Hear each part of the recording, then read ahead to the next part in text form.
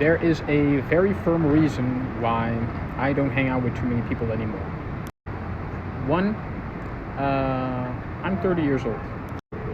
And in the lifespan, my conscious lifespan of 6 to 30 years old, I've known many type of people. All sorts of people, all walks of life.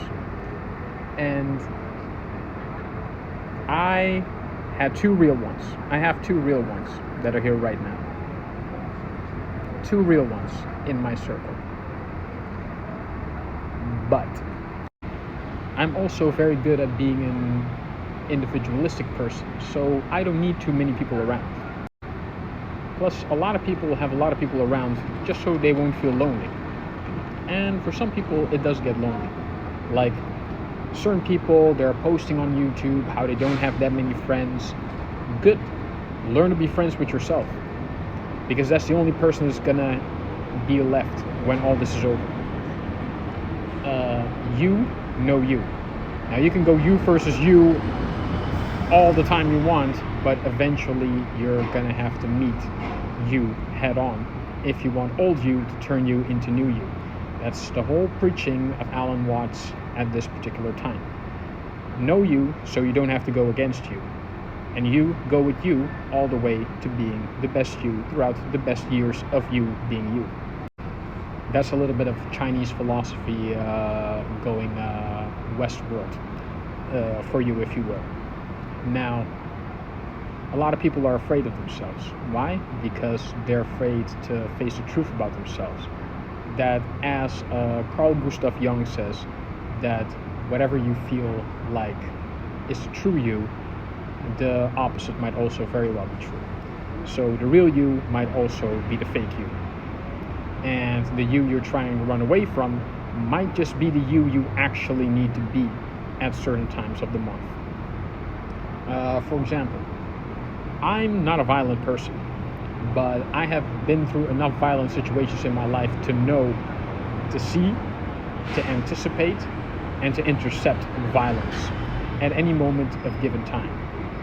Now, luckily, this has never come from what you would know as the criminal aspect of life, because I've always had a lot of respect from actual OG gangsters.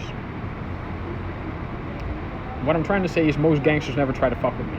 It's always been regular people who think they're gangster until an actual gangster shows up in their fucking world. Now, I'm by no means saying I'm gangster, but people have referred to me as that. And I hated being referred as that because I do not want to be referred to as threatening.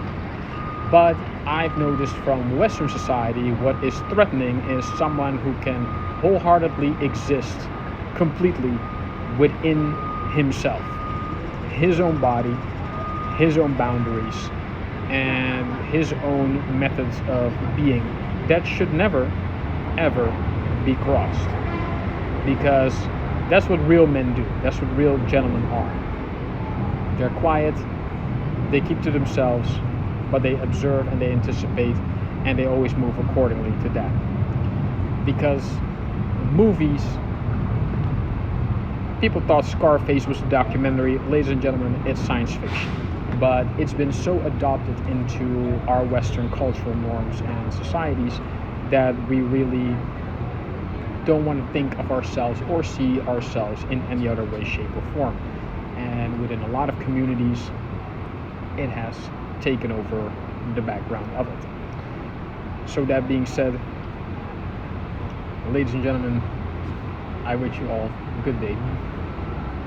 Hola.